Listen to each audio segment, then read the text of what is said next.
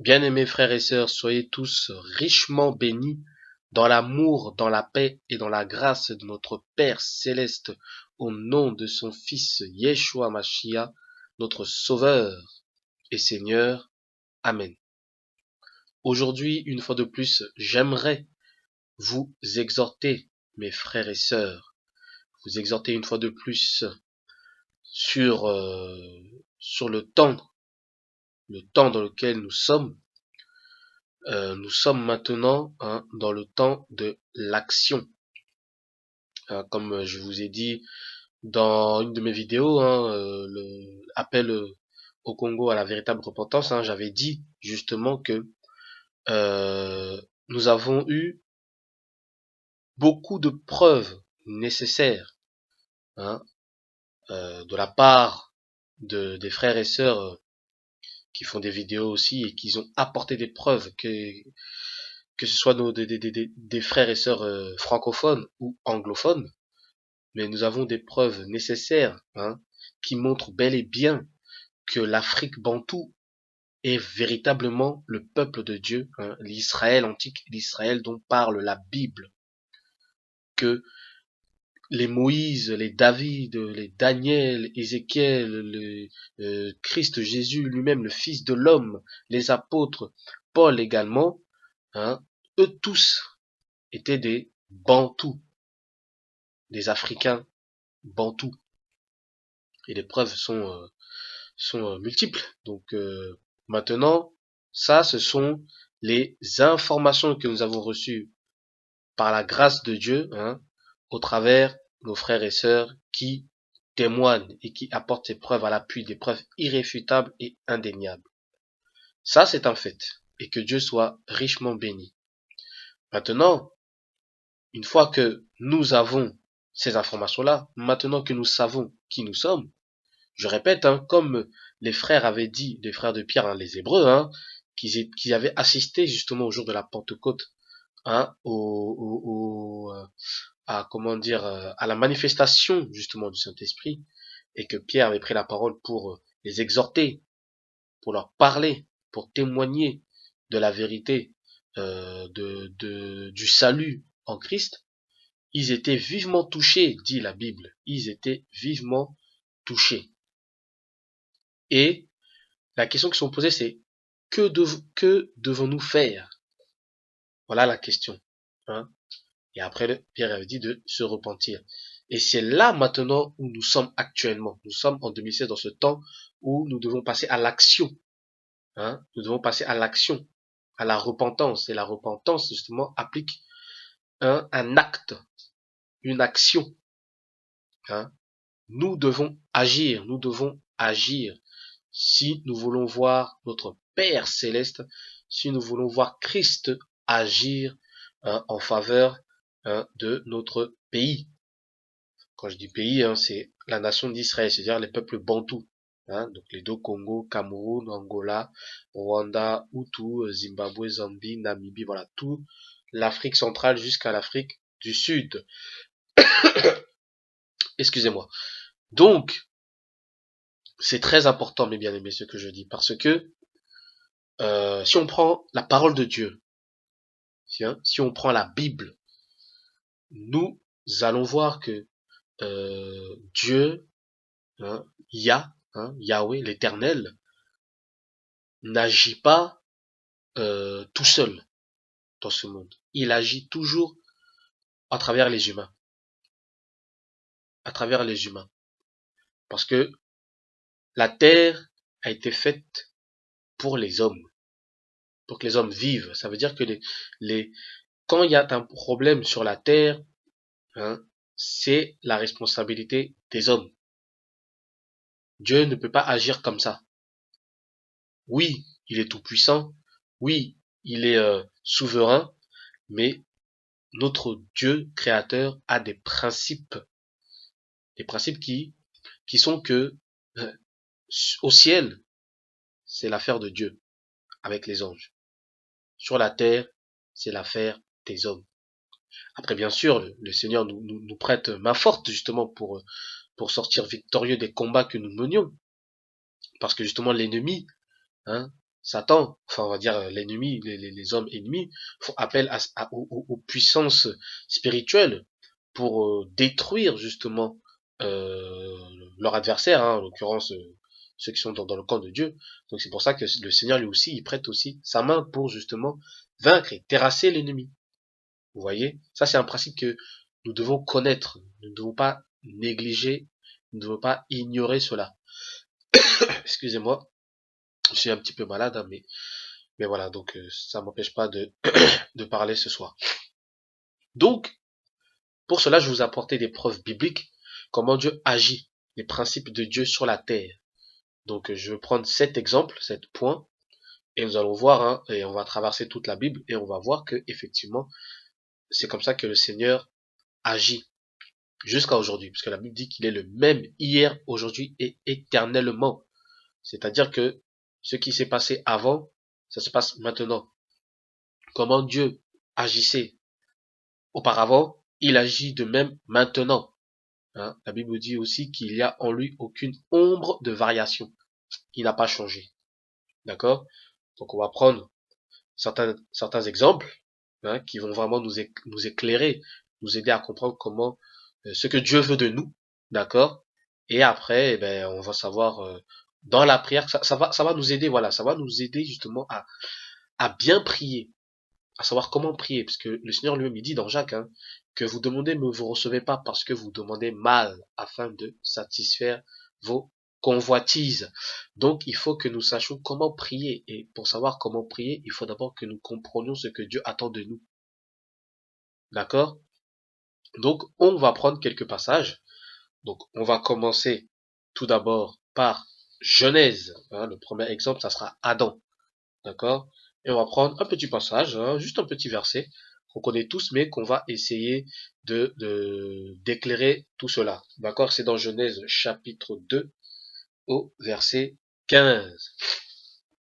Donc, Genèse chapitre 2 verset 15. Donc là, hein, bon, on sait, hein, le Seigneur a tout créé, hein, il a créé la terre, il a créé l'homme au 6e jour, et ben, le 7e jour, il se reposa. Donc, une fois qu'il a créé l'homme, qu'il a donné vie à l'homme, que dit la Bible? Dans quel but l'homme a été créé par Dieu? Dans quel but Dieu a créé l'homme? Il a créé la terre et il a créé l'homme. On va le comprendre, on va le voir. Je lis.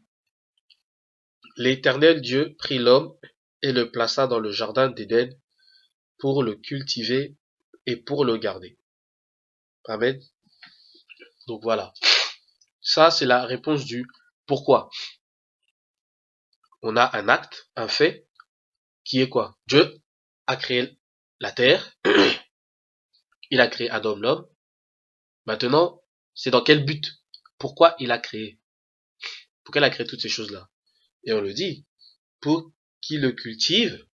Donc cultiver, c'était plutôt dans le sens où ben, il connaît rien à la terre, il connaissait rien au monde, le monde il ne connaissait pas, il découvrait. Donc au fil du temps, il apprenait, hein, il se cultivait par rapport à la terre, il apprenait, il était en harmonie justement avec lui-même, avec son environnement. Et c'est comme ça qu'il a appris, voilà justement comment, voilà les plantes, les animaux, etc. Bon ça je passe, hein, parce que ça je pense que vous savez, il n'y a rien de compliqué, d'accord?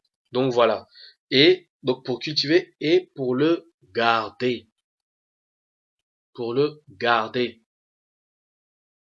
Donc Adam avait la responsabilité de garder justement ce jardin-là, de garder le jardin d'Éden, pardon, de garder la terre si vous voulez. Contre qui? Contre l'ennemi, Satan qui a été précipité du ciel sur la terre. Parce que Satan qui a voulu régner au ciel, il a échoué. Comme Dieu a créé la terre pour l'homme, il a dit, bon, comme j'ai échoué au ciel, je vais tout faire, pardon, pour régner sur la terre. C'est pour ça que l'homme, Adam, devait garder, protéger, hein, la terre que Dieu avait faite contre son ennemi qui était Satan. Vous voyez? Donc ça veut dire que s'il y avait un problème sur la terre, c'était de la responsabilité d'Adam. C'est ça que vous devez savoir. C'est pour ça que quand Ève a été tentée et Adam a péché, Dieu n'est pas intervenu. C'est son problème, c'est sa responsabilité, c'est la responsabilité de l'homme. Donc ça veut dire que c'est l'homme qui doit agir, c'est l'homme qui doit faire en sorte, il doit tout faire pour garder ce que Dieu lui a donné. Ça c'est le premier exemple. C'est la responsabilité d'Adam. C'est-à-dire que Adam, il ne fallait pas qu'il attende Dieu pour intervenir ou pour agir. C'est Adam lui-même qui avait cette responsabilité-là, cette obligation, ce devoir de garder la terre. Ça, c'est le premier exemple. D'accord? Donc, deuxième exemple, on va voir, hein. Donc là, c'était pour déjà savoir, voilà, où est-ce qu'on va? Où est-ce que je veux en venir? C'est que, voilà, quand Dieu donne quelque chose à l'homme, c'est plus à Dieu de le garder, c'est à l'homme de garder ce que Dieu a donné et de garder précieusement. Attends là, Dieu est là pour nous aider, nous conseiller, nous aiguiller, mais c'est pas Dieu qui fait, qui doit agir à notre place. Ça, on doit le savoir. D'accord? Donc, maintenant, on va prendre le deuxième exemple. C'est Moïse. Et on va voir dans Exode. Alors, vous allez comprendre de quoi je veux parler. Exode, chapitre 3. Hein, Exode, chapitre 3, versets 7 à 12. On va d'abord commencer par ce premier passage d'Exode. Après, on ira prendre un autre petit passage qui suit. Toujours dans le même sujet, dans le même contexte. Alors, je lis. Exode, chapitre 3, versets 7 à 12. On connaît, hein. On connaît l'histoire, donc j'ai pas besoin de relater l'histoire. Je lis le passage directement. L'Éternel dit, donc il parle à Moïse, hein, l'Éternel dit, j'ai vu la souffrance de mon peuple qui est en Égypte, et j'ai entendu les cris que lui font pousser ses oppresseurs, car je connais ses douleurs.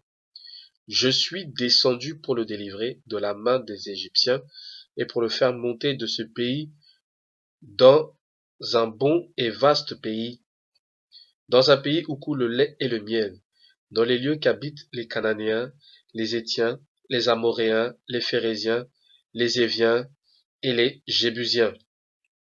Voici les cris d'Israël sont venus jusqu'à moi, et j'ai vu l'oppression que leur font souffrir les Égyptiens. Maintenant va, je t'enverrai auprès de Pharaon, et tu feras sortir d'Égypte mon peuple, les enfants d'Israël. Moïse dit à Dieu, qui suis-je pour aller vers Pharaon et pour faire sortir d'Égypte les enfants d'Israël? Dieu dit, je serai avec toi, et ceci sera pour toi le signe que c'est moi qui t'envoie.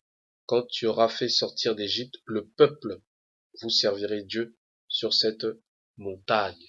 Amen. Donc là, voilà, on va voir plusieurs éléments qui sont importants. Donc là, voilà, on connaît l'histoire, hein, le peuple hébreu, les enfants d'Israël qui souffrent au pays d'Égypte, et Dieu a vu a vu la souffrance justement de son peuple. Mais regardez que dit Dieu d'abord au verset 8. Il dit, je suis descendu pour délivrer de la main des Égyptiens et pour le faire monter dans ce pays et bon vaste, voilà. En gros, voilà, il dit, je suis descendu pour délivrer mon peuple, en gros. Je suis descendu pour, c'est-à-dire que c'est comme si, quand il dit ça, c'est comme si c'est lui qui va agir directement. Hein? Si on lit juste cette phrase-là, on comprend que voilà, c'est Dieu qui va descendre et qui va délivrer son peuple. Mais quand on lit encore un peu plus bas, on lit au verset 10, il dit, maintenant, va, je t'enverrai auprès de Pharaon, et donc toi Moïse, hein, tu feras sortir d'Égypte mon peuple, les enfants d'Israël. Donc est-ce que là, quand on lit, hein, de façon simple, hein, est-ce que Dieu se contredit? On peut supposer qu'il se contredit. Il dit, c'est moi qui vais agir, après il dit, non, finalement, c'est toi que j'envoie Moïse. Non, c'est pas ça. C'est que le Seigneur, hein, Yahweh, l'Éternel, pour agir, il doit agir au travers un homme. Donc, celui qu'il a choisi pour cette mission-là, eh ben, il l'envoie et, pardon, il y a sa main qui accompagne celui qu'il a envoyé. Voyez? C'est pour ça que le Seigneur ne peut pas agir. Hein? Il peut pas agir comme ça sur la terre. Il a besoin d'un homme. Il a besoin d'un homme. Alors, si Moïse ne s'était pas levé, hein, pour faire l'œuvre de Dieu, donc bon, bien sûr, hein, il aurait suscité quelqu'un d'autre. Je sais que vous pensez à ça et je suis tout à fait d'accord avec vous. Mais c'est pour dire que il a besoin de quelqu'un pour agir sur la terre. Il a besoin de quelqu'un, d'un homme pour agir sur la terre.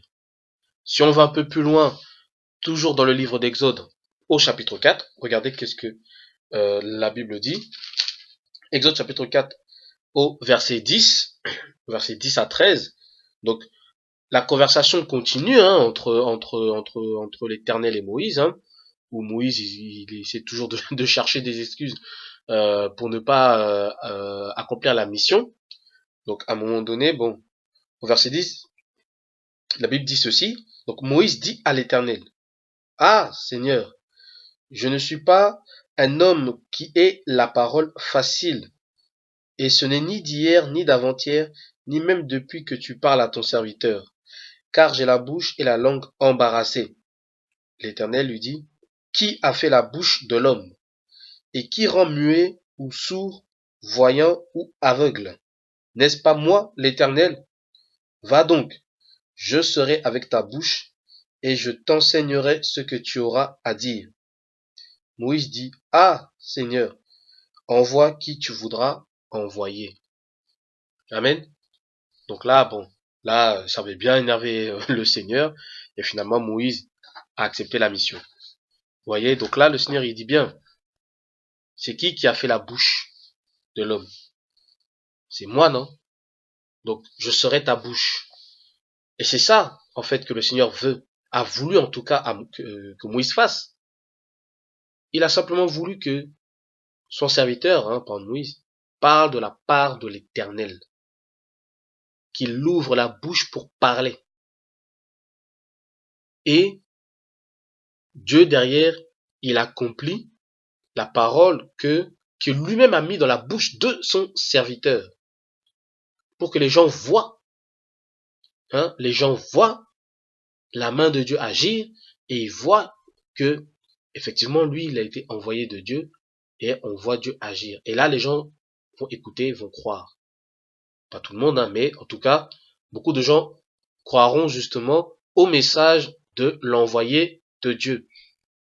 Donc voilà un deuxième exemple de ce que Dieu attend justement de ses serviteurs. C'est pour cela que le Seigneur agit toujours comme ça. Vous allez voir, on va pouvoir voir d'autres passages.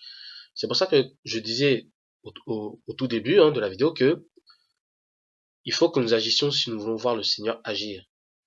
Il faut que nous ouvrons notre bouche. On va encore voir d'autres passages où on voit que le Seigneur accorde de l'importance primaire, primordiale, capitale à la parole. À la parole. Parce que la parole est une puissance. Hein? La parole, mes bien-aimés, est une puissance. Que lorsque tu l'utilises à bon ou à mauvais, ou à mauvais escient, il y a des effets, mais c'est des effets de bombe. Vous voyez? C'est des effets de bombe. C'est pour ça qu'il est important, bah déjà, pour notre vie personnelle, de faire attention à ce qu'on dit. Parce que sans le savoir, des fois, on se maudit nous-mêmes.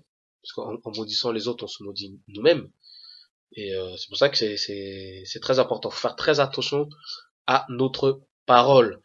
Donc le Seigneur, lui, quand il t'envoie, voilà, il met ses paroles dans ta bouche, comme il a dit à Moïse, hein, je serai avec ta bouche. Je t'enseignerai les choses que tu devras dire à Pharaon.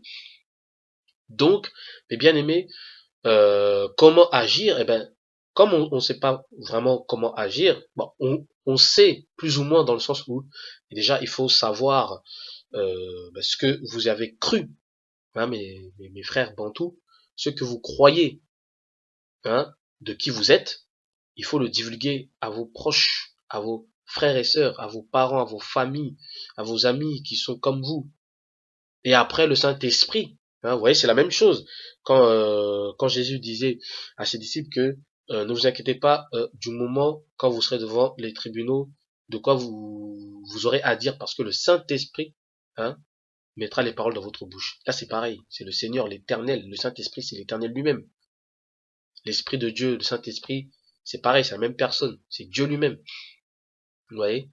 Et le Saint-Esprit, justement, si vous faites l'œuvre de Dieu, le Saint, il met son esprit, il met sa main sur votre bouche pour justement après que vous puissiez parler aisément, librement, hein, de façon à exhorter justement les interlocuteurs, ceux qui écoutent. Forcément, tout le monde n'accepteront pas. Il y en a qui seront furieux et qui vont vous mépriser, vous rejeter, vous insulter. Qu'importe. Vous, vous avez fait l'œuvre de Dieu. Vous avez accompli ce que Dieu vous a demandé de faire. Vous voyez? Et on a vu le cas de Moïse, que Dieu avait envoyé auprès de Pharaon. C'est une histoire très connue. Et on sait que Moïse, la phrase, hein, la phrase connue, hein, que tout le monde sait, qui dit à Pharaon, c'est laisse mon peuple partir, laisse le peuple de Dieu partir. C'est ça, avec conviction, avec ferveur, avec zèle, avec autorité, il parlait. Et nous, c'est comme ça qu'on doit être. Pareil. Il faut qu'on soit unis, soudés, hein, comme l'image que vous voyez sur l'écran, unis, soudés, pour justement parler, crier haut et fort, et témoigner, et apporter cette bonne nouvelle que la bonne nouvelle, c'est de savoir qui est le peuple de Dieu, qui est le peuple élu de Dieu, qui sont les enfants de Jacob, qui sont les enfants d'Israël. Ce sont les peuples bantous. Vous voyez? Voilà. Et c'est ça que le Seigneur veut, qu'on se lève et qu'on crie, qu'on parle. Voilà. Donc on va prendre un autre exemple. Troisième exemple, là, on va prendre le cas de Josué. Donc Josué, hein, qu'on trouve dans le livre de Josué, chapitre 5,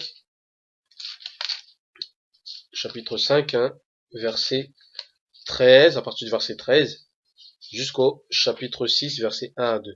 Là, excusez-moi encore, là, ce passage, ça va bien nous montrer que le Seigneur veut que ce soit nous qui agissons. Hein, c'est une histoire aussi que la plupart des chrétiens, entre guillemets, connaissent.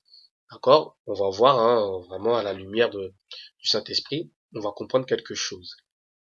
Donc je lis, hein, donc Josué chapitre 5 à partir du verset 13, je commence. Alors, comme Josué était près de Jéricho, il leva les yeux et regarda. Voici, un homme se tenait debout devant lui, son épée nue dans la main. Il alla vers lui et lui dit, es-tu des nôtres ou de nos ennemis? Il répondit, non, mais je suis le chef de l'armée de l'Éternel. J'arrive maintenant. Josué tomba le visage contre terre, adora et dit, qu'est-ce que mon Seigneur dit à son serviteur? Et le chef de l'armée de l'Éternel dit à Josué, ôte tes souliers de tes pieds, car le lieu sur lequel tu te tiens est saint. Et Josué fit ainsi. Vous voyez? Donc là, voilà, c'est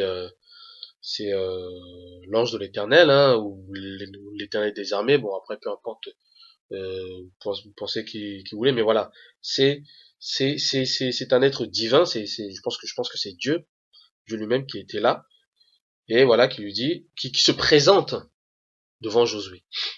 Et on dit qu'il est le chef, hein, le chef de l'armée de l'Éternel. Vous voyez?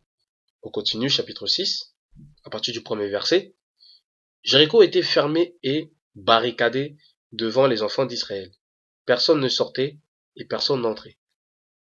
L'Éternel dit à Josué, vois, je livre entre tes mains Jéricho et son roi, ses vaillants soldats. Amen. Bon, on va s'arrêter là parce qu'après on connaît l'histoire, hein, il va leur dire de faire voilà 6 fois le tour de la ville et puis une fois par jour, voilà, et puis le 7e jour ils vont rentrer, ils vont saisir la ville de Jéricho. Mais regardez ici, on parle, je répète, hein, du chef de l'armée de l'Éternel qui était sur terre. Il est descendu sur terre. Il est tout puissant. Hein, on sait que les anges sont 1 million de fois plus puissants que les hommes. Là, le chef de l'armée de l'Éternel. Il aurait pu lui-même, hein, on a un coup d'épée qui brasse dans le vent, juste le vent de l'épée aurait détruit la ville de Jéricho, s'il voulait. S'il voulait, il pouvait détruire lui-même, à lui tout seul, détruire la ville de Jéricho, et après il dit voilà, j'ai détruit la ville de Jéricho pour vous, prenez possession. Mes bien-aimés, il aurait pu le faire, oui ou non? Était-il capable de le faire, oui ou non? Alors la question que je vous pose, c'est pourquoi il ne l'a pas fait? Pourquoi il n'a pas bougé le petit doigt? Mais au contraire, il donne des directives à Josué pour que eux-mêmes puissent prendre Jéricho. Parce que c'est comme ça que l'Éternel est. Cette affaire concernait le peuple d'Israël. C'est eux qui avaient la responsabilité de prendre ce que Dieu leur avait donné. Et ils devaient le faire avec foi. Mais ils devaient le faire. Le Seigneur lui-même, il pouvait le faire. Mais il l'a pas fait. Il l'a pas fait. Vous voyez? Bien sûr, je pense que sa puissance les a accompagnés à terrasser l'ennemi et à prendre la ville de Jéricho. Mais physiquement parlant, l'ange qui était là, hein, debout devant Josué, il n'a pas agi, il n'a pas agi, il n'a pas bougé le petit doigt. Ça, c'est pour vous montrer, mes bien-aimés, que si vous voulez voir la grandeur de Dieu à travers vous, vous devez vous lever et agir. Le Seigneur va pas le faire pour vous. Il va pas le faire à votre place, vous êtes là, vous tournez les pouces, et puis le Seigneur va tout faire, et puis voilà. Non, non, non, non, non, non, non, non. Vous devez avoir foi en Dieu. Dieu lui-même, dans vos prières, va vous dire ce que vous devez faire, ce que vous devez pas faire, ce que, etc., etc. Et vous devez agir selon, hein, le conseil de Dieu, selon les ordonnances de Dieu. Et là, vous verrez le succès. C'est pour ça que là, maintenant qu'on a appris la vérité de qui nous sommes, nous devons agir. Comment? Peut-être qu'on n'a pas peut-être que vous n'avez pas la réponse. Eh ben, fléchissez les genoux et dites, Seigneur, que dois-je faire? Et le Seigneur va te dire, va à tel endroit, regarde, parle-leur à eux, parle-leur à eux, fais ceci, fais cela. Et il faut qu'on soit en action si on veut voir, hein, notre peuple libéré avant la libération finale. Hein. Donc, quand je parle de la libération finale, c'est la seconde venue de Christ, où là, lui-même va venir et va terrasser les ennemis. Et là, nous serons définitivement vainqueurs. Là, ce sont que des batailles par-ci par-là. Hein. Mais la guerre finale, on sait que c'est Christ. Ça, on sait tous que c'est le Fils de l'homme qui va venir, hein, mettre terme à l'oppression de l'ennemi. D'accord? Mais entre-temps, maintenant que nous savons la vérité, on va commencer, continuer à dormir, à pleurer. Oh Seigneur, oh ceci, cela, oh Seigneur, tu as libéré ton peuple, oh Seigneur. Non! Faut qu'on se lève. Faut qu'on se lève. La responsabilité nous incombe à nous tous, mes bien-aimés bantous, frères et sœurs. On doit se lever et dire stop à la violence qui sévit dans notre pays. Stop à l'injustice. Stop à l'oppression. Il faut le dire et avec autorité, avec ferveur et avec zèle, avec puissance et force et sans crainte. Vous voyez? Parce que le Seigneur va pas agir, va pas lever le petit doigt, il va pas venir envoyer ces gens frapper tout le monde comme ça, faire non non non. Si on se lève, là les gens vont nous accompagner. Là la main de Dieu va nous accompagner. Mais si on se lève pas, croyez-moi, hein, le Seigneur va pas agir. Regardez Josué. Il n'a pas agi. Le chef de l'armée de l'Éternel, c'est pas un petit ange bizarre, hein. C'est le chef de l'armée de l'Éternel. Il n'a pas bougé le petit doigt pour la prise de Jéricho et pour les autres terres. C'est les hommes eux-mêmes qui ont dû faire preuve justement de faire preuve justement de capacité à prendre ce que Dieu leur avait promis de donner. Vous voyez? Ça, c'était l'exemple de Josué, c'était le troisième exemple. On va prendre le quatrième exemple, hein, et c'est Gédéon. C'est Gédéon. Et lui, on le trouve dans Juges. Donc dans Juges, chapitre 6, versets 11 à 14. Excusez-moi. Alors, Juges, chapitre 6, versets 11 à 14. Que dit la Bible? Je lis. Donc, bon. Rapidement, peut-être que ça, c'est une histoire là, assez connue, mais c'est peut-être possible qu'il y ait des personnes qui connaissent pas trop l'histoire. Donc en fait, voilà, c'était Israël hein, qui était dans leur terre promise, mais qui avait désobéi hein, au commandement de Dieu. Et à chaque fois que Israël désobéissait au commandement de Dieu, ils étaient sous l'oppression de leurs adversaires, de leurs ennemis. Là, en l'occurrence, le peuple ennemi qui les avait oppressés et qui les avait assujettis, c'était le peuple mendiant, Madian ou mendiant. Ok? Madian. Excusez-moi, c'est Madian. Donc, que dit la Bible? D'accord? Verset 11, hein. Puis vint l'ange de l'Éternel, et il s'assit sous le térébinthe d'Ophra, qui appartenait à Joas, hein, de la famille d'Abiézer. Gédéon, son fils, battait du froment au pressoir pour le mettre à l'abri de Madian. Verset 12. L'ange de l'Éternel lui apparut et lui dit, l'Éternel est avec toi, vaillant héros. Gédéon lui dit, ah, mon Seigneur, si l'Éternel est avec nous, pourquoi toutes ces choses nous sont-elles arrivées? Où sont tous ces prodiges que nos pères nous racontent, quand ils disent, l'Éternel ne nous a-t-il pas fait monter hors d'Égypte? Maintenant l'Éternel nous abandonne, et il nous livre entre les mains de Madian. L'Éternel se tourna vers lui et dit, va avec cette force que tu as, et délivre Israël de la main de Madian. N'est-ce pas moi qui t'envoie? Oui. On peut continuer un petit peu plus loin. Voilà, Gédéon lui dit, ah, mon Seigneur, avec quoi délivrai-je Israël? Voici ma famille est la plus pauvre en Manassé, et je suis le plus petit dans la maison de mon père.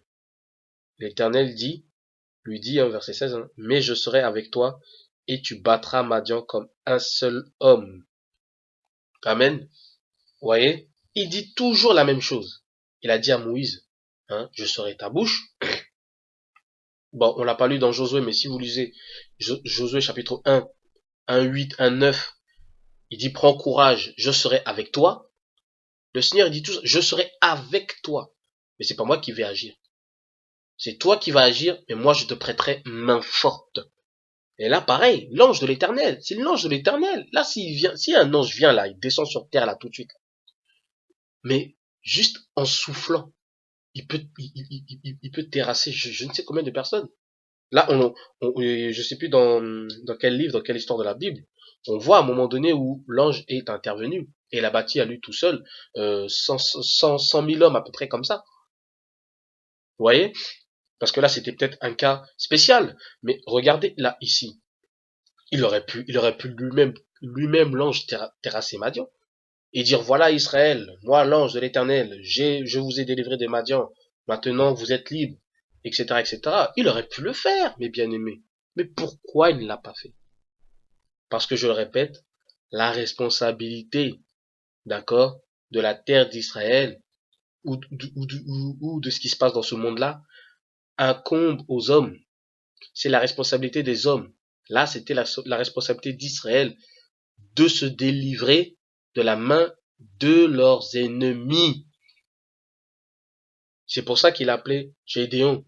Et Gédéon est un très bel exemple. Parce que là, quand on voit, hein, il pose les questions que je pense que tout le monde pourra se poser. Même moi, hein, moi des fois, je me les pose. Ça m'arrive de me les poser. Gédéon, il dit quoi au verset, attendez, verset 15. Hein, il dit, donc c'est Gédéon qui répond au Seigneur, ah, mon Seigneur, avec quoi délivrai-je Israël? Voici ma famille est la plus pauvre en Manassé, et je suis le plus petit dans la maison de mon père. Voilà. Je sais qu'on peut tous se dire ça, mais moi je suis un pauvre jeune homme, je suis là, j'ai pas d'influence dans le monde, voilà, j'ai mon petit boulot, mais comment je vais me faire entendre? Mais comment je vais pouvoir délivrer mes frères et sœurs? Comment je vais pouvoir délivrer mon quartier où il y a beaucoup de bantous là? Comment je vais pouvoir, ouais, on se pose tous des questions comme ça. Moi, je suis une jeune fille, je suis moins que rien, j'ai déjà des problèmes avec ma famille, j'ai déjà mes problèmes moi-même, comment je vais faire? Tout ça. On se pose tous ces questions-là. Le Seigneur, il dit, le Seigneur est avec toi. Aujourd'hui, le Seigneur est avec toi. Si tu crois, si tu as cru en ce message, que tu es le peuple élu de Dieu, regarde ton aîné, Gédéon. comment le Seigneur a fait au travers lui. Regarde ton aîné Moïse, regarde ton aîné Josué. C'est ça que le Seigneur veut, qu'on soit prêt. Seigneur, que dois-je faire pour délivrer ton peuple, pour les libérer? Que dois-je faire? Et le Seigneur va te donner des directives, comme il a donné des directives à Gédéon. Hein, voilà, de jeter les idoles de Baal, etc., etc. Voilà, il avait une mission bien précise. Et quand tu suis la mission bien précise, tu sors victorieux parce que la main de Dieu t'accompagne. Mais il faut se lever, il faut agir. Parce que si on n'agit pas, le Seigneur ne va pas agir. Et on va continuer hein, à pleurer, à être oppressé par l'ennemi. Et il continue toujours à se frotter les mains, d'accord, à nous faire des pires atrocités, d'accord. Et personne ne bouge. Parce que, écoutez-moi mes frères et sœurs, ne croyez pas que l'ONU ou le Conseil des Nations Unies ou le Comité international des pays va faire quelque chose pour le Congo. Ils vont rien faire du tout. Vous croyez que, pardon, ils vont détruire leurs propres activités pour vous faire plaisir? On sait tous que ça leur est avantageux que nous soyons dans cette condition-là, dans ces conditions-là. Conditions de pauvreté, hein, conditions des personnes ignorantes de la vérité, impuissantes face à eux. Eux, ils se réjouissent. Parce qu'ils continuent à nous piller, ils continuent à prendre nos biens, à voler nos bénédictions, à nous exploiter, parce qu'ils savent que nous avons des mains bénies, comme Joël, hein, pardon, excusez-moi, Joseph, qui avait les mains bénies, que tout ce qui touchait, ça prospérait. Et ils savent que tout ce que nous touchons, tout ce que nous faisons, ça prospère. On le voit peut-être pas parce que nous sommes en bas de l'échelle. La plupart des personnes sont en bas de l'échelle, hein, comme il a dit, vous serez la queue. Donc, ce qui se passe en haut, les résultats qui se passent en haut, les résultats économiques, tout ça, nous on le voit pas, on ne sait pas ce qui se passe. Mais on a des mains bénies. Quand vous voyez les grands sportifs, la plupart des grands sportifs, ce sont des noirs. Que ce soit au foot ou au basket, ou je sais pas quel autre sport où la condition physique impose, c'est le noir qui gagne. Quand vous voyez les musiciens, les chanteurs, tout ça, c'est qui les grands chanteurs, les grands artistes? Ce sont les noirs. Nous avons un talent, un grand talent, et ces satanistes-là, ils en profitent. Ces Illuminati, ces francs-maçons, ils en profitent. Vous voyez? Donc ça les arrange que nous sommes dans ces conditions-là. Mais il faut que ça s'arrête. Il faut que ça cesse. Et pour cela, il faut qu'on se lève. Il faut qu'on se lève. Et que nous combattons, hein, que nous combattions avec la force que nous avons. Comme l'Éternel a dit à Gédéon, va avec la force que tu as. Va, moi je serai avec toi. Vous voyez? On doit se lever. Vous voulez voir Dieu agir. Mais vous voulez voir Dieu agir. Faut se lever. Faut agir, faut parler. Pardon. Et ça, c'est la plus grande arme. La parole. La parole est la plus grande arme. C'est une épée, comme dit la Bible. Dans Éphésiens 6, c'est une épée. Et si vous parlez pas, vous êtes là, on est là tous, on se lamente, on pleure, on chute dans notre coin. Seigneur, pourquoi ceci, cela, pourquoi cela? Mais non, le Seigneur va pas agir. C'est bon, tu as arrêté de pleurer. Lève-toi maintenant et agis. Amen. Voilà, ça c'était l'exemple, le quatrième exemple de Gédéon. On va voir un autre exemple. Regardez Ésaïe, hein, donc Ésaïe chapitre 6, au verset 8. Je crois que des passages connus. Hein. Vous allez voir que c'est que des passages connus, mais ces passages-là vont nous aider justement à y faire face à nos ennemis. Comment y faire face? Qu'est-ce que Dieu attend de nous? C'est surtout ça, qu'est-ce que Dieu attend de nous. Donc Ésaïe chapitre 6, verset 8. Donc là, c'est l'Éternel qui parle et qui dit, donc c'est Ésaïe qui parle et qui a vu le grand roi, hein, le Seigneur, hein, dont je pense que c'était voilà une vision céleste, une vision où il a vu vraiment le trône de Dieu, le trône du roi assis. Et ce Seigneur, qu'est-ce qu'il dit, hein? Verset 8, il dit, j'entendis la voix du Seigneur disant, qui enverrai-je et qui marchera pour nous? Je répondis, me voici, envoie-moi. Voilà, ça c'est pour prouver encore une fois de plus que voilà, le Seigneur attend, il attend des serviteurs, des servantes qui va se lever, qui marchera pour le Seigneur. Parce que c'est comme ça que ça se passe. Si on ne marche pas, on se lève pas, on se tient pas devant le Seigneur ne peut pas agir. Ça, faut que vous le sachiez. Le Seigneur ne peut pas agir sur la terre. C'est pas qu'il est impuissant, qu'il est limité, qu'il est incapable. C'est que lui-même, il s'est fixé des principes. Il s'est fixé des principes comme on a vu, Adam. Il a placé l'homme, Adam, pour que Adam cultive la terre et garde la terre. Adam doit garder la terre. C'est pas le Seigneur qui doit garder la terre. Lui, il est au ciel, il garde le ciel. Quand il y a eu le trouble là-bas au ciel, c'est le Seigneur qui s'en est occupé. Il a fait son affaire, la guerre au ciel, qu'on voit dans Apocalypse chapitre 12. D'ailleurs, j'en profite, une petite parenthèse, pour ceux qui disent que voilà, Dieu n'est pas un homme, je sais pas quoi, je sais pas que Dieu n'est pas un homme qui pense que je sais qu'il y avait un commentaire d'une femme qui avait dit que Dieu est une énergie, je sais pas quoi, qui prend parfois forme humaine. Bon, s'il est une énergie et qui n'est pas un homme, qui a pas une forme humaine, attention, quand je dis homme, c'est pas un homme terrestre, c'est un homme céleste, c'est qu'il a un corps humain, mais voilà, un corps glorieux. Ce sont des êtres glorieux qui sont au ciel. Ce ne sont pas des êtres pécheurs. Parce que il y en a un autre aussi qui a dit oui, il a pris un passage que Dieu n'est pas un homme pour mentir, ni fils d'homme pour se repentir. Non, moi j'ai pas parlé de l'homme pécheur. Ce passage de Nombre, il dit que, en gros, pour résumer, que Dieu n'est pas un homme pécheur. Il n'est pas un homme terrestre. Il n'est pas tiré de la terre. Il est un homme céleste, glorieux. Et les êtres glorieux, ce sont des êtres purs, parfaits et saints. D'accord? Donc voilà. Et si ce n'était pas des hommes, mais la guerre la guerre qu'il y a eu, ça fait comment? Comment ils se battaient? Si vous imaginez Dieu comme de la vapeur ou de la fumée ou comme des atomes, c'était comment la guerre? C'était fumée contre fumée, vapeur contre... Non mais arrêtez mes bien-aimés, on parle d'une guerre. Il y a eu une guerre avec des armes, etc. Des armées, quand on parle des armées, quand on a lu dans Josué, le chef de l'armée de l'Éternel, c'est quoi des armées? C'est des petits atomes, c'est des petits, c'est quoi des grains de sable, c'est quoi? Même les grains de sable a une forme physique. C'est quelque chose de, non mais arrêtez s'il vous plaît, hein, réfléchissez un peu. Ce sont des êtres vivants, des êtres humains, mais des hommes célestes. Il y a eu une guerre. Vous voyez? Donc, je ferme la parenthèse. C'est pour bien appuyer que Dieu a une forme humaine. Attention, je précise bien. Ce n'est pas un homme terrestre comme vous et moi, parce que nous sommes des hommes pécheurs. Nous sommes faits des hommes pécheurs de nature. Nous avons ce corps de péché. Dieu, au ciel, n'a pas ce corps de péché. Son corps est fait d'une autre matière, mais il a des bras, des pieds, des jambes, une bouche, des yeux comme vous et moi. C'est ça que moi j'ai dit.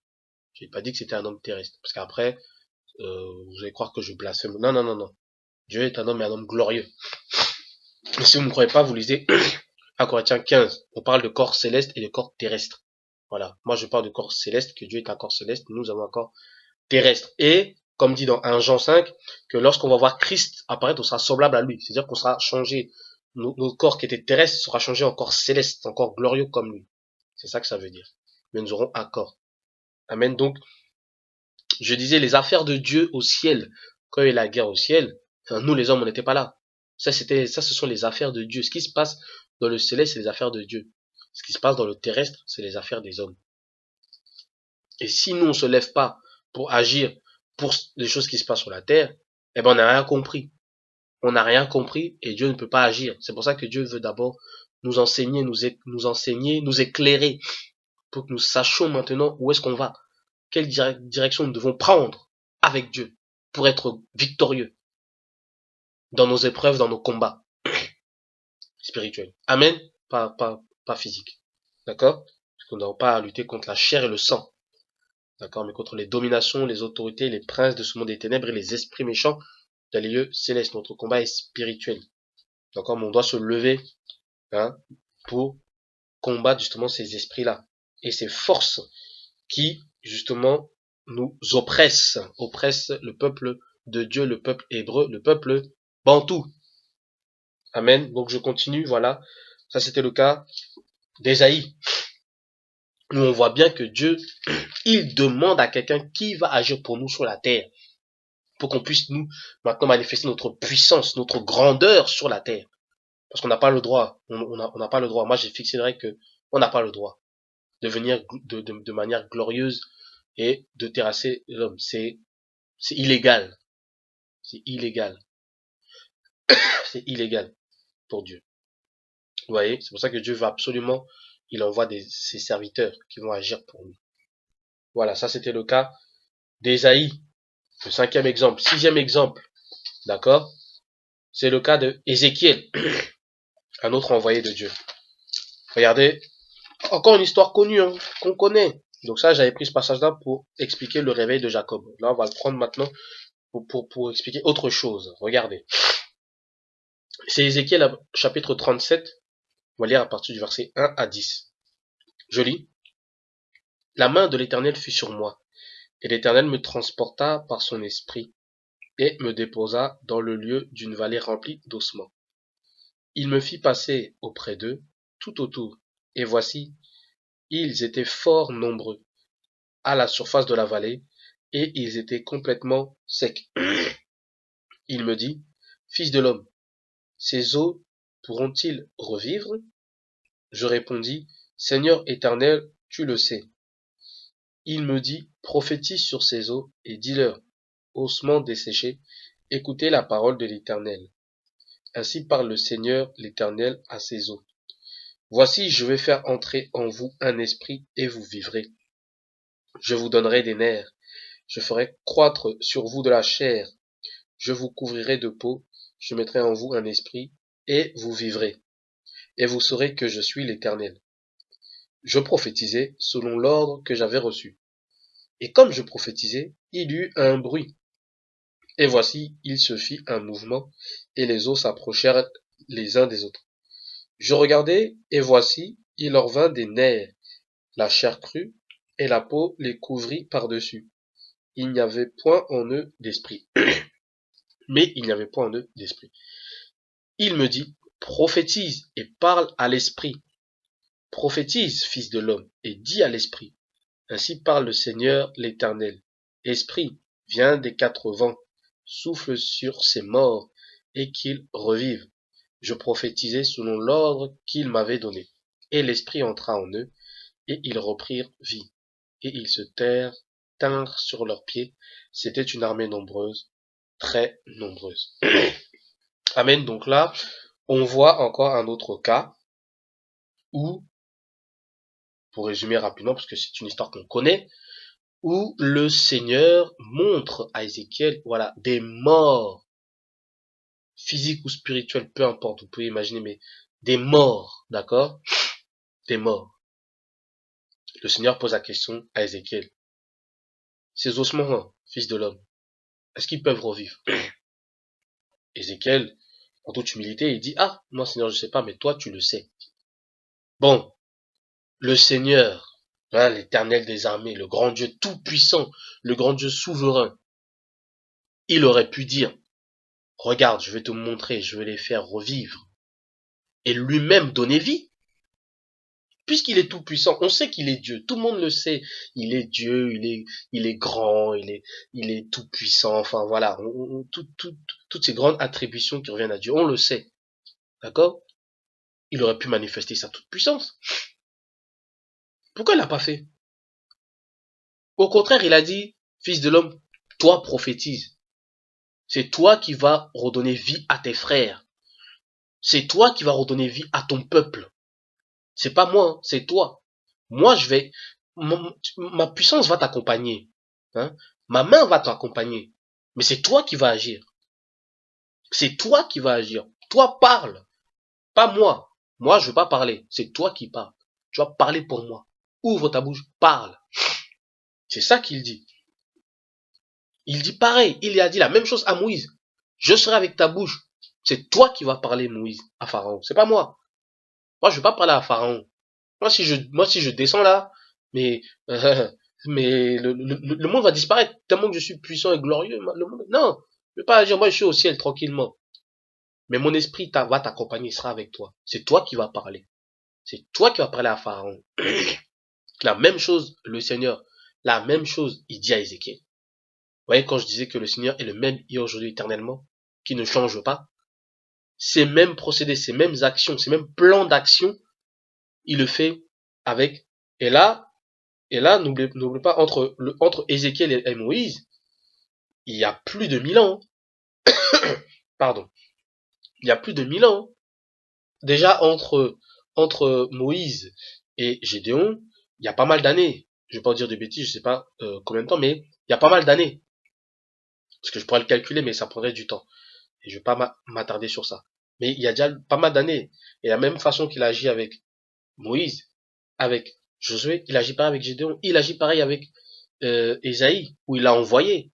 Pareil avec Ézéchiel. Parle, c'est toi qui vas parler. Lève-toi et parle. Moi, je t'accompagne. Parce qu'après le miracle le miracle de la résurrection, ça justement, c'est le Seigneur qui l'a fait. Mais il a fait pourquoi? Parce qu'il y a la parole qui a été libérée et la parole de son serviteur. Ézéchiel a parlé. Dès qu'il a parlé, il y a des choses qui sont produites. Vous voyez, c'est comme ça avec Dieu. C'est comme ça avec Dieu. Et ça, c'était le 6e exemple. Donc le 7e et dernier exemple, ça concerne celui que nous connaissons tous, hein, notre Messie, hein, c'est Jésus, fils de l'homme. On va prendre juste un petit passage parce que tout ce qu'il a fait, je pense que on connaît tous. Quand vous lisez les évangiles, je pense que tout le monde connaît toutes les choses qu'il a faites. Mais moi, je prends un passage qui est dans la même continuité, hein, qui est dans la continuité de des passages qu'on a lus auparavant. D'accord? Et ce passage, il est dans Actes. D'accord? Actes, chapitre 10. D'accord? Verset 38. Hein. Donc c'est Pierre qui parle, hein, qui se rend dans la maison de Corneille. Pour ceux qui connaissent un petit peu moins les, la Bible, hein, mais bon, je pense que la plupart de ceux qui se disent chrétiens, ils connaissent cette histoire-là. Voilà, c'est Pierre qui se rend chez Corneille, donc il ouvre la bouche, il parle. Et à un moment donné, il a dit quelque chose qu'on va justement prendre et étudier ça par rapport au message que je suis en train d'élaborer. Et c'est dans Actes chapitre 10, verset 38. Pierre, il dit, vous savez comment Dieu a oint du Saint-Esprit et de force Jésus de Nazareth, qui allait de lieu en lieu en faisant du bien et guérissant tous ceux qui étaient sous l'empire du diable, car Dieu était avec lui. Vous voyez? Dieu était avec Jésus. Bon, vous allez me dire, oui, mais lui, fils de Dieu, tout ça. Attendez. Là, on va juste retracer l'histoire. Hein. Je vous ai dit tout à l'heure que l'Éternel, hein, des armées n'a pas le droit d'agir pour terrasser, pour détruire les œuvres du diable, parce que c'est inéquitable, c'est pas équitable, et donc c'est illégal, d'accord? Et Satan le sait, ça. Satan le sait. C'est pour ça que le Seigneur, il envoie toujours ses serviteurs. Maintenant, hein, il a voulu maintenant lui-même agir, mais pour agir lui-même, il s'est soumis à la propre loi. C'est-à-dire que ce sont les hommes qui doivent agir, donc c'est pour ça qu'il est venu, il a pris une forme humaine. Et là, c'est bien un homme terrestre. Jésus était un homme terrestre. Il avait une peau comme vous et moi. Ce corps de pécheur. Il a pris ce corps de pécheur. Il s'est fait pécher, hein, comme la Bible dit. Lui était dans 2 Corinthiens. Lui qui était sans péché, il s'est fait pécheur.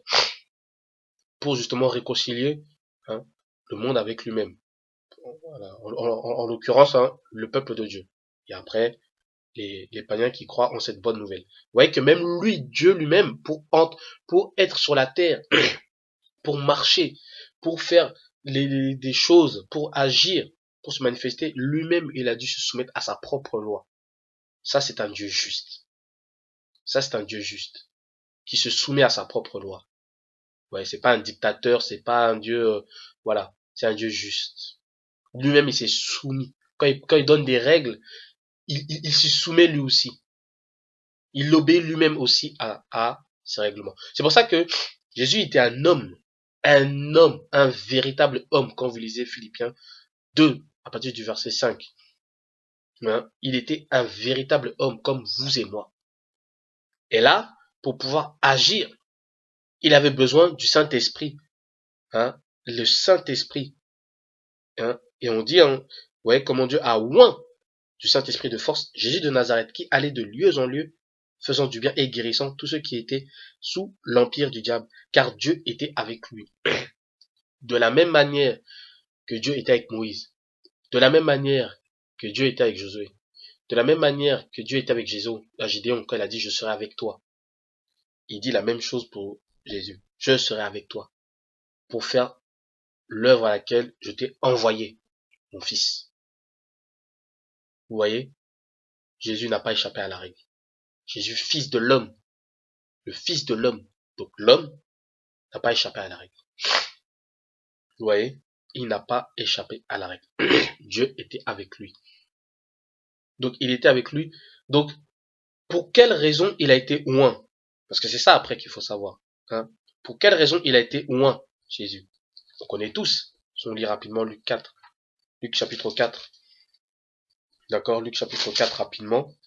Hein? Il prend le livre d'Ésaïe, hein, donc on lit rapidement. Donc quand Pierre il dit là que voilà, il a été oint du Saint-Esprit de force, c'est ça qu'on voit là dans Luc 4 à partir du verset 14 jusqu'à 21. Écoutez bien, il dit voilà, Jésus revêtu de la puissance de l'Esprit, donc c'est ça, hein, il a été oint du Saint-Esprit de force, c'est ça, c'est la même phrase. Jésus revêtu de la puissance de l'Esprit retourna en Galilée et sa renommée se répandit dans tout le pays d'alentour. Il enseignait dans les synagogues et il était glorifié par tous. Verset 16, hein, c'est le passage qui nous intéresse. Il se rendit à Nazareth où il avait été élevé et, selon sa coutume, il entra dans la synagogue le jour du sabbat. Il se leva pour faire la lecture et on lui remit le livre du prophète Ésaïe. L'ayant déroulé, il trouva l'endroit où il était écrit « L'Esprit du Seigneur est sur moi, parce qu'il m'a oint pour annoncer la bonne nouvelle aux pauvres. Il m'a envoyé pour guérir ceux qui ont le cœur brisé, pour proclamer aux captifs la délivrance et aux aveugles le recouvrement de la vue, pour envoyer libres les opprimés, pour publier une année de grâce du Seigneur. » Ensuite il roula le livre, le remit au serviteur et s'assit. Tous ceux qui se trouvaient dans la synagogue avaient les regards fixés sur lui. Alors il commença à leur dire, « Aujourd'hui, cette parole de l'Écriture que vous venez d'entendre est accomplie. » Amen. Donc quand quand Pierre a dit que Jésus a été oint du Saint-Esprit de force, hein, qu'il allait de lieu en lieu, faisant du bien et délivrant ceux qui étaient sous l'empire du diable, car Dieu était avec lui, voilà pourquoi il a été oint, voilà pourquoi il est venu sur la terre. Pour la première chose, hein, qu'il dit, d'accord? Donc après, il faut prendre selon l'ordre de l'importance. Et la première chose qu'il dit, qui est la plus importante, c'est que, hein, on lit, c'est dans le verset 18, hein, Luc 4, 18. L'Esprit du Seigneur est sur moi parce qu'il m'a oint. Pourquoi? Première chose, pour annoncer une bonne nouvelle aux pauvres. Pour annoncer. Donc annoncer, hein, ça implique parler, déclarer, parler. Quand je vous disais que, voilà, parler, la parole est quelque chose d'important, est une âme importante, vous voyez, la première chose c'est parler. Parce que quand tu parles, hein, il y a l'esprit derrière qui accompagne la parole.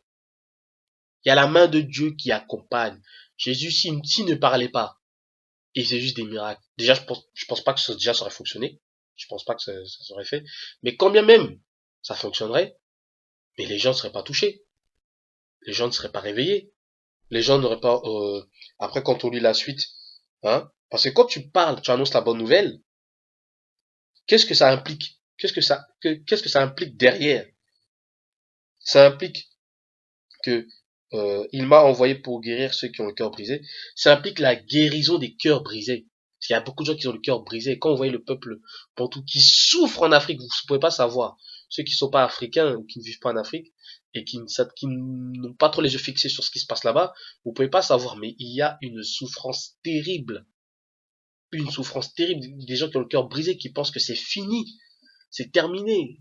L'Afrique là, ce ne sera jamais en paix. Si on se lève, nous qui avons accepté cette vérité-là, on annonce cette bonne nouvelle-là, ça va guérir les cœurs brisés, ça va leur donner espoir, et ils vont prendre courage et continuer à lutter, parce que là, il n'y a plus de lutte, il n'y a plus de combat, il n'y a rien. Les Africains se font laminer. Ils sont oppressés, il n'y a pas de riposte, ils ne ripostent pas. Il n'y a pas de contre-attaque, il n'y a rien. Il n'y a pas de, comment on dit ça là, de résistance. Il n'y a pas de résistance. Ils sont abattus. Et le Seigneur, à la même époque, pareil. Quand les Romains étaient venus, ils étaient abattus parce que vraiment, ils étaient vraiment sous l'oppression terrible. Mais c'était pas encore la grande tribulation comme aujourd'hui. D'ailleurs, je ferai une vidéo sur ça, une prochaine vidéo sur la grande tribulation. Qu'est-ce que la grande tribulation? Dans quel temps nous sommes? On parlera de ça. D'accord? Parce que ça aussi, hein, on veut nous aveugler. Mais grâce à Dieu, notre Seigneur, par le Saint-Esprit, nous avons les yeux ouverts. Et nous savons dans quel temps nous sommes. Mais je parlerai ça dans ma prochaine vidéo. Là, on va parler d'abord de l'action. Vous voyez, Jésus a été envoyé pour agir. Et nous qui sommes, nous devons suivre son chemin, d'annoncer la bonne nouvelle, comme il dit, hein, annoncer la bonne nouvelle au monde entier. Pourquoi il a parlé de au monde entier, quand il dit qu'il est de lieu en lieu? Parce que partout dans le monde entier, ça ne date pas de que maintenant, hein. Ne croyez pas, hein, mes bien-aimés, que la traite négrière ou les noirs, hein, les noirs, les africains, les bantous, ont été éparpillés partout. Ça date que en 1400. Hein. Bien avant, on était bien partout. Mais on veut pas nous le dire, on veut pas nous raconter. Il veut nous faire croire qu'ils ont découvert l'Afrique là en 1400 et puis après ils sont venus et ils ont pris en esclavage. Non, bien avant, mes bien-aimés, il y avait déjà comment dire ça, des trafics. Hein, quand je parle de trafic, c'est des mouvements, hein, où des gens ils étaient partis partout. Déjà quand on lit, parce que bon, hein, en parlant du principe que Israël, c'est les Bantous, hein, c'est l'Afrique, pas le faux Israël là-bas. Quand on lit qu'ils étaient à Babylone, quand ils étaient partout, donc ils étaient déjà hors dans leur terre, ils étaient déjà dans les pays étrangers. Après, quand on parle d'un livre Esdras et Néhémie, ceux qui sont retournés à Jérusalem, ils sont retournés dans la terre d'Israël, mais c'est pas tout le monde.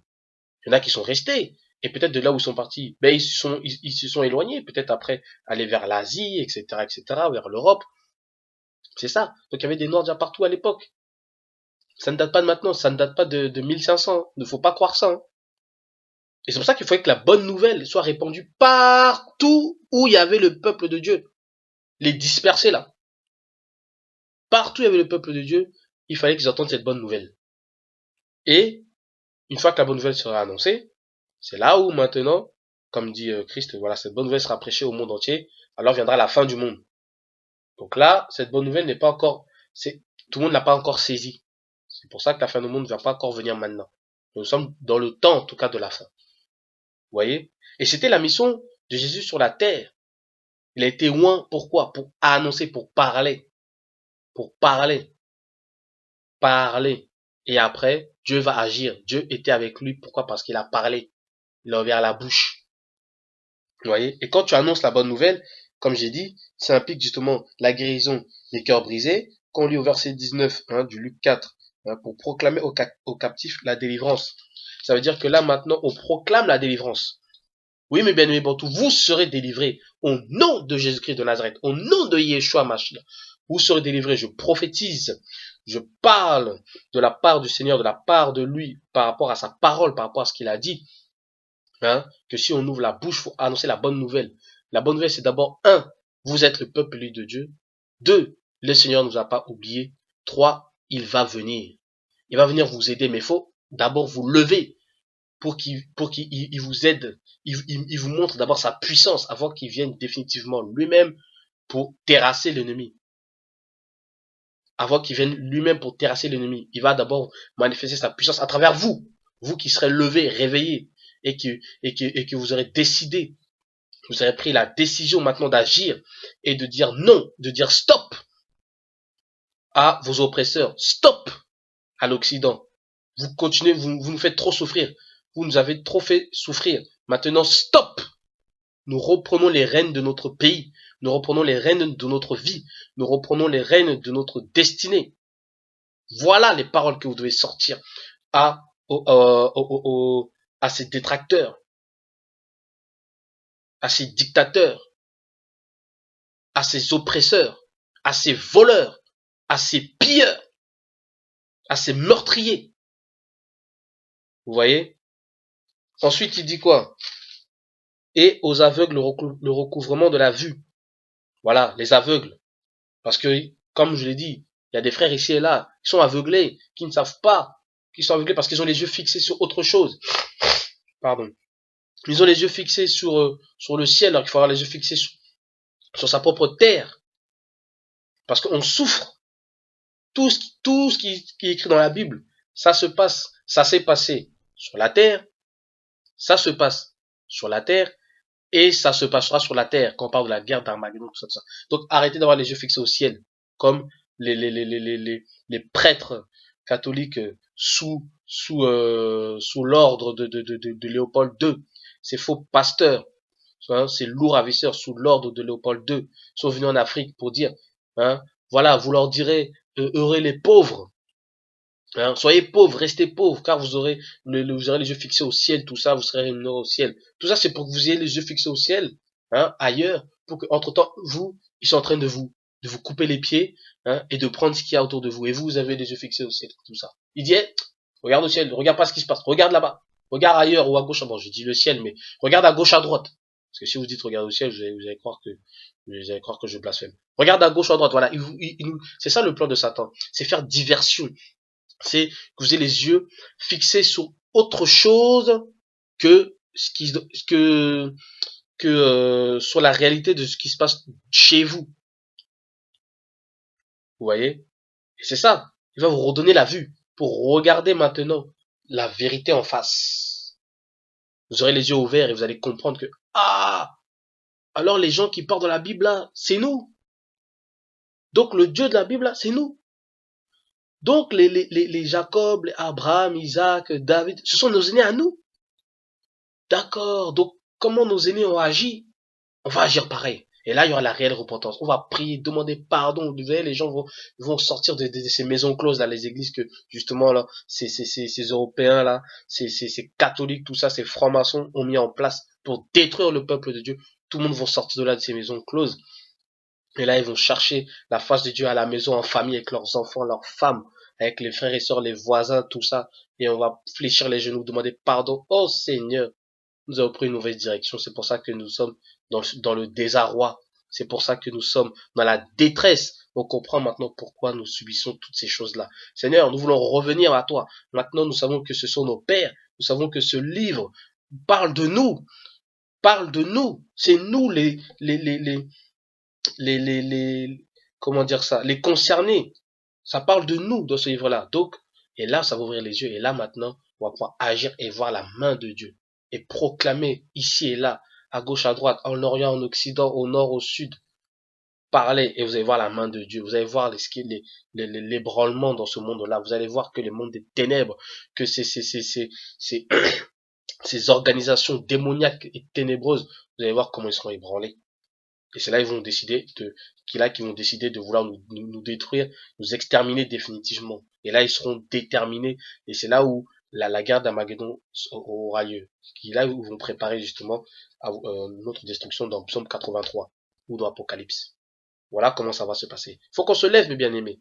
Hein, après je lis la suite de Luc 4, pour envoyer libre les opprimés. Oui, pour envoyer libre les opprimés. Parce que nous sommes tellement opprimés, oppressés, que nous n'avons pas la liberté. Mais là, nous aurons la liberté. Si on ouvre notre bouche, on parle, on annonce cette bonne nouvelle, comme a fait notre grand frère et maître Yeshua Mashiach, vous allez voir que ça, tout ça là, ça va se faire. Avant la grande bataille d'Armageddon, il faut qu'on voit des signes. Le Seigneur va nous montrer des signes. Et les signes, c'est ça. C'est dans Ésaïe 66 et que Jésus a repris là et qu'on est en train de lire dans Luc 4 pour publier une année de grâce du Seigneur. La grâce du Seigneur. Parce que là, la grâce, il n'y a pas. La sœur qui se nomme dans ces vidéos Yeshua, roi des Bantous, elle dit quelque chose de véridique. Elle dit, et d'ailleurs je la salue, je te bénis ma sœur, je suis beaucoup, toutes tes vidéos, je les ai suivies. Moi je suis richement béni, édifié par rapport à tes vidéos. Donc voilà. Et cette sœur-là, elle dit que les peuples bantous sont sous la loi. Ben oui, on est encore sous la loi parce que il n'y a pas la grâce. Et pourquoi il n'y a pas la grâce? Parce qu'on n'a pas les yeux fixés sur le vrai Seigneur, le vrai Jésus. On a les yeux fixés sur le faux Jésus blanc. On nous sommes enfermés dans des maisons closes. Mais c'est normal que la malédiction est sur nous. La grâce, comme dit dans Jean, est venue avec Jésus-Christ. Yeshua Mashiach. Pour d'autres, c'est Isaiah. Pour d'autres, c'est... Voilà. La grâce est venue avec lui.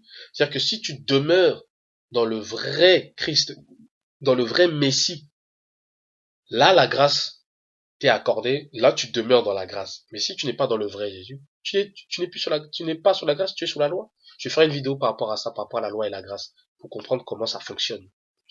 Et pour bien expliquer aux gens pourquoi la malédiction, elle est toujours alors que nous sommes dans le temps de la grâce. Parce que la grâce n'y est pas parce que on n'est pas dans le vrai Christ. Nous sommes dans le faux Christ, dans le loup. Et le loup, il nous dévore. Il y a deux chemins, deux issues, deux vérités, deux destinées, deux choix à faire. Le véritable Seigneur Jésus, que Jean décrit, Apocalypse, chapitre 1, versets 12 à 15, ce Jésus noir avec les cheveux de laine et les pieds de bronze, donc, par conséquent le corps bronze, donc le bronze qui est couleur noire, noir, donc on parle d'un Jésus noir, que Daniel a vu également, pour ceux qui lisent certains livres apocryphes, le livre d'Enoch, pareillement, il a vu l'ancien des jours, avec des cheveux de laine, donc des cheveux de noir, des cheveux crépus, des cheveux de nègre. Donc Jésus est un nègre. Si tu crois en ce Seigneur Jésus-là, tu as la véritable vie éternelle. Et là, tu demeures dans la grâce de Dieu. Mais si tu crois pas à ce Jésus-là, tu crois à ce Jésus blanc, ce long cheveu, qui a de longs cheveux, d'accord? Alors que la Bible dit que un homme qui a de longs cheveux est une honte. Mais vous priez cet homme honteux, mais vous n'êtes pas sous la grâce. Vous êtes sous la loi. Et comme vous êtes sous la loi et que vous n'obéissez pas aux commandes de Dieu, vous êtes sous la malédiction. C'est pour ça que la malédiction continue. Et ça, les Congolais ou les Bantous en général, les Africains, n'ont pas compris ça. C'est pour ça il pose toujours cette question. Pourquoi ci, pourquoi ça, pourquoi m'arrive-t-il ceci, pourquoi m'arrive-t-il cela? Mais parce que vous n'êtes pas dans la vérité. Vous n'êtes pas dans le vrai Christ. Vous avez la parole de Dieu, certes, mais dans la parole de Dieu, il est mentionné des choses que vous ne croyez pas, que vous voulez pas accepter. Et c'est normal qu'il vous arrive ces choses-là. Vous voyez? Ces choses-là vont s'accomplir si ceux qui ont cru déjà là, dont moi j'en fais partie, se lèvent et parlent ici et là aux voisins, tous les frères congolais que vous connaissez, même si aujourd'hui ils vont vous cracher au visage, vont vous jeter des pierres, vont vous dire oh toi tu es raciste, je sais pas quoi, des bêtises comme ça là, c'est pas grave. On va vous traiter de tous les noms, c'est pas grave. On va vous traiter de xénophobe. Comment on m'a traité de xénophobe? On va traiter de raciste, d'envoûté. On va dire toutes sortes d'insultes, de niaiseries, de bêtises. C'est pas grave. Continuez à ouvrir votre bouche et avec foi, avec ferveur, avec zèle. Vous allez voir la main de Dieu agir. Et les gens il va se passer deux choses après. Soit les gens, ils vont croire, ils vont dire, ah, mais cette personne-là avait raison. Ah, s'ils ont l'occasion même de s'excuser auprès de toi, ils vont venir s'excuser. Il y aura des gens comme ça, mais il y aura des gens qui vont encore s'entêter, qui ont encore le cœur endurci. Ça, malheureusement, pour eux, ça c'est le Seigneur qui va endurcir leur cœur de la même façon qu'il a endurci le cœur de Pharaon et des Égyptiens. Quand vous voyez qu'il y a les signes et les prodiges, d'accord? Malgré ça, eh ben les gens vont pas se repentir. Dieu va encore durcir leur cœur. C'est pour justement qu'on les punir lors du jugement dernier. Vous voyez? Levez-vous, mes frères et sœurs. Continuons à parler, continuons à agir. Même si on ne voit pas le résultat maintenant, mais croyez-moi, on va voir les résultats. On va voir les résultats. Vous allez voir la main de Dieu agir. Vous allez voir la main de Dieu agir. Déjà, on voit déjà la main de Dieu agir quand vous voyez les catastrophes naturelles de l'année 2015, de l'année 2016. Vous voyez des choses qui se passent dans le monde. Ce sont les signes qui montrent que le Seigneur est en colère et qu'il est en train de, justement, de se manifester. Il est en train de se manifester. Vous voyez? Donc, lève-toi, mon frère, ma sœur, et parle. Lève-toi, mon frère, ma sœur, et agis. Demande au Saint-Esprit comment il doit te guider, comment il doit t'orienter pour que tu puisses justement agir et voir la main de Dieu se manifester dans ta vie autour de toi avec puissance et gloire. On a vu des passages, Moïse, c'est Dieu qui l'a envoyé. Josué, pareil. Gédéon, pareil. Ésaïe, Ézéchiel. Et encore, je n'ai pas parlé de Zorobabel. Quand ils sont revenus justement de l'exil, qu'ils sont revenus dans leur pays pour reconstruire le temple et la ville, mais qu'ils ont eu des combats. Ils ont eu justement des combats. Il y avait une opposition, des personnes qui voulaient les empêcher de faire l'œuvre de Dieu. Mais le Seigneur a dit quoi? Qui es-tu, toi grande montagne? Devant Zorobabel, tu seras aplani. Vous voyez? Ce n'est ni par la force ni par la puissance, mais c'est par l'Esprit de Dieu. Il faut savoir que l'Esprit de Dieu nous accompagne lorsque nous libérons la parole de Dieu. Parce que Jésus-Christ, il a dit, mes paroles sont esprit et vie. C'est-à-dire que la parole de Dieu, quand on libère la parole de Dieu, la vérité, il y a l'Esprit de Dieu automatiquement, il sera là. Il va agir automatiquement. Et les grandes montagnes face à nous seront aplanies. Il a dit à Zorobabel, il a dit à la montagne concernant Zorobabel, il n'a pas dit, écoute, regardez bien, le Seigneur n'a pas dit, qui es-tu, grande montagne, face à moi, tu seras aplani. Il a dit face à Zorobabel, parce que le problème, c'est contre Zorobabel. C'est une affaire qui concerne Zorobabel et ses collaborateurs.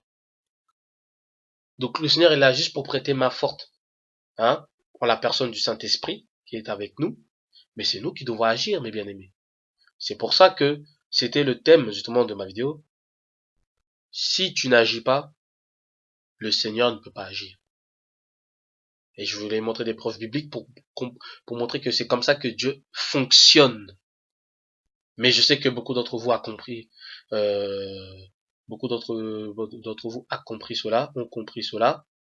Donc voilà. Donc voilà. Je vous exhorte vraiment à vous lever à prier. Levons-nous, levons-nous comme un seul homme, comme un seul corps, et nous verrons la gloire de Dieu agir. Merci de m'avoir écouté jusqu'à la fin. J'étais un peu long. Voilà, parce que ça me tenait à cœur de vous donner vraiment vraiment vous donner bon, c'est pas un enseignement, c'est plus une exhortation et vraiment vous éclairer mes bien-aimés bantous, mes frères hébreux, mes frères israélites, pour comprendre qu'est-ce que Dieu attend de nous. Il veut que nous agissions. Nous devons agir, c'est dans notre responsabilité. Si on n'agit pas, Dieu n'agira pas. J'insiste. Donc après, selon comment le Saint-Esprit vous conduit, au rassemblement, voilà, prière, rassemblement, parler, écrire des lettres au gouvernement des Nations Unies, du pays. Ça, c'est comment le Seigneur va vous conduire. Faire des vidéos, encore des sites internet, des vidéos, parler dans les radios, tout ça. Ça, c'est comment le Seigneur va faire. Faire des sites, des articles. Comment le Saint-Esprit vous conduit, mais nous devons agir pour que ça s'ébruite encore plus. Pour qu'il y ait ce grand bruit. Soyons des Ézéchiel. Prophétisons, parlons au peuple, parlons aux ossements desséchés, parlons à nos frères qui sont desséchés, qui sont dépouillés, qui sont détruits. à cause de l'ennemi, qui sont abattus, qui ont le cœur brisé. Parlons à nos frères et sœurs, parlons à eux, pour qu'ils reprennent vie, qu'ils reprennent espoir, qu'ils reprennent force et courage pour se lever et résister à nouveau à leurs adversaires, à nos ennemis. Voilà en gros mon message, le message le thème de cette vidéo-là. Donc voilà.